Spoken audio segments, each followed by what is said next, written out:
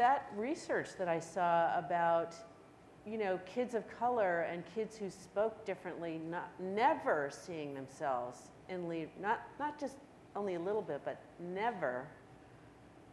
There were never kids or characters in kids' media who had accents. There were never kids with dark skin or people with kinky hair in lead roles in kids' media. And I just thought that was terrible. You know, if I never saw myself, it would be so incredibly disempowering.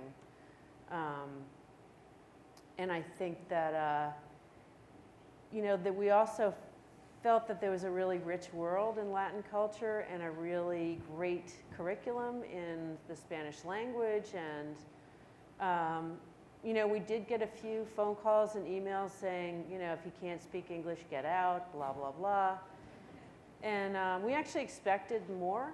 And I think we got like 10 emails.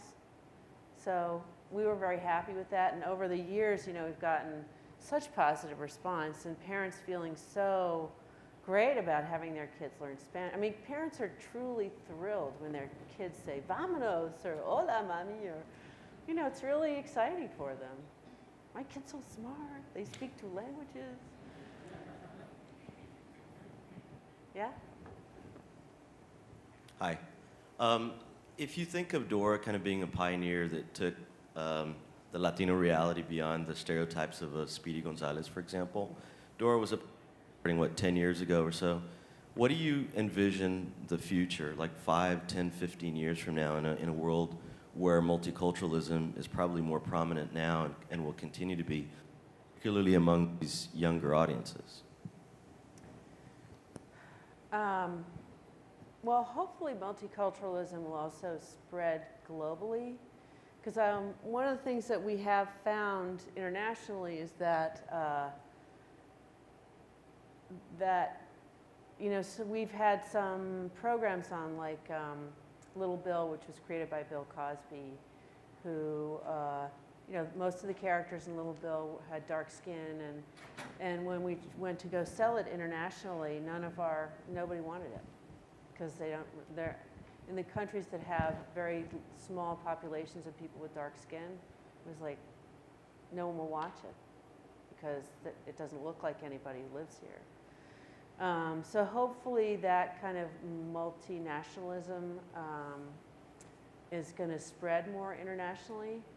And, you know, we've just also launched a show last year called Ni Hao Kai-lan, which is about a Chinese American girl and was created by a woman named Karen Chow, and is really the story of her childhood with her grandfather. And, you know, it's filled with Mandarin, first of all. She just uses it kind of in everyday, doesn't necessarily translate everything. And, you know, filled with things like, you know, stories of the Monkey King and the Moon Festival. And she's actually, Kai-lan's going to China to name some panda babies. And so there's a lot of Chinese culture in there too. So it's not that we're going to do a show about every country, but you know, I think it's really great to have kids be able to explore, like, how different and how similar we are, no matter what we look or sound like.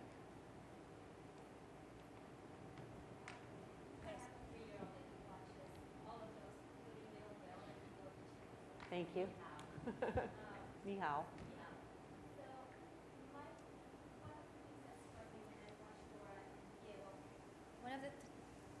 One of the things that did strike me when I watched Dora and Diego at the beginning was how most of the characters around them looked just like them, and there were very few other characters that were different skin color, different hair color, or curly haired, for that matter. And a follow-up to that question is, my kids are growing up in a very multicultural society, and all of us come in different colors, sizes, and shapes. So I know that that's not their world. Their world is not all brown people.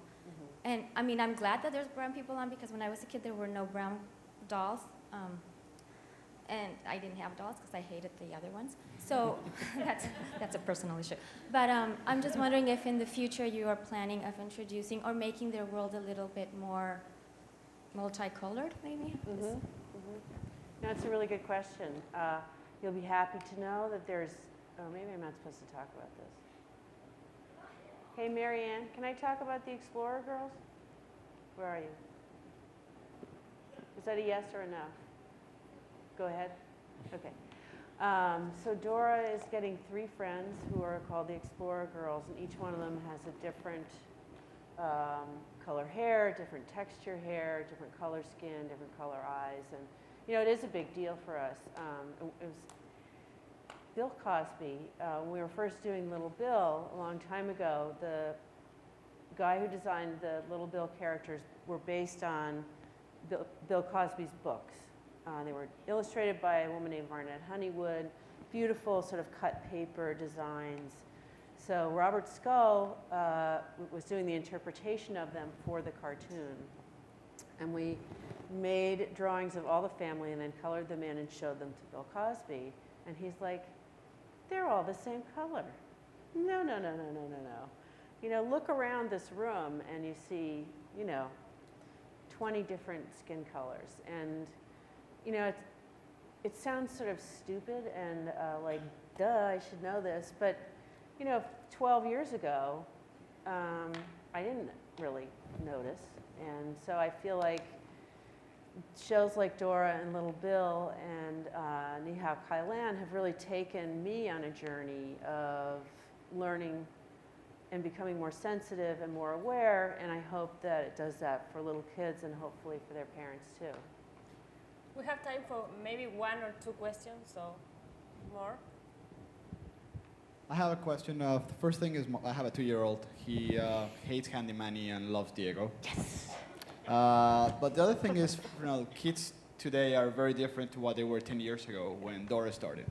And one of the things that I see from my 2-year-old is Diego is beyond the TV, and little Einsteins are beyond the TV. It's also around the gadgets that his dad has. So if I bought an iPhone or if I bought a PSP for myself, he wants to see Dora and little Einsteins and Diego in those things too. So what's like the Dora 2.0 as these new gadgets in the home start, you know, just appearing?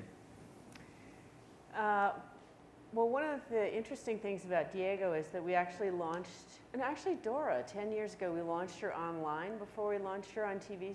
So kids met her in little short stories online, and then they played a game to get Dora to come closer and closer to their house. And the more you played, the closer she got. And, but what's Dora 2.0? I think we have some good ELAs, but can't talk about it yet. But next Christmas, but next year there's going to be a really amazing computer Dora connection that I think is going to be very, very interesting.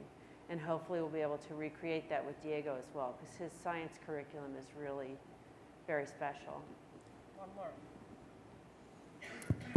It's on. Moving beyond the Dora 2.0 and the computer and the animation, et cetera, Dora's great. I think we all commend you for what you've done in terms of bringing people that look like us onto the screen, but they're cartoons. Once you move beyond the 5, 6-year-olds and you start to enter the 10, 11, up to tweens and teens, what does Nickelodeon have planned to represent these kids in real life form? Because cartoons are great, but in a sense, they're still kind of imaginary. It's good. They kind of look like me. That's what I might look like if I were flat and on a screen. But when are we gonna, or not when? I'm sure that it's in the thinking. But what are you guys thinking in terms of recruiting talent that represents who our kids are, so that they have these role models and see them and can interact with them in a real basis instead of on a cartoon basis? Yeah, I think it's a great question, and I think that some years we're more successful than in other years. Maria Perez Brown created a show for us a few years back about a girl who wanted to be a rock star. We constantly try to recruit cast members, and Victoria Justice in, what's the name of her show, Marian? She just got signed for a new show. Who's going to be the star of the show, who's an amazing singer. It's going to be in a TV movie coming up this fall. So yeah, it is a good question.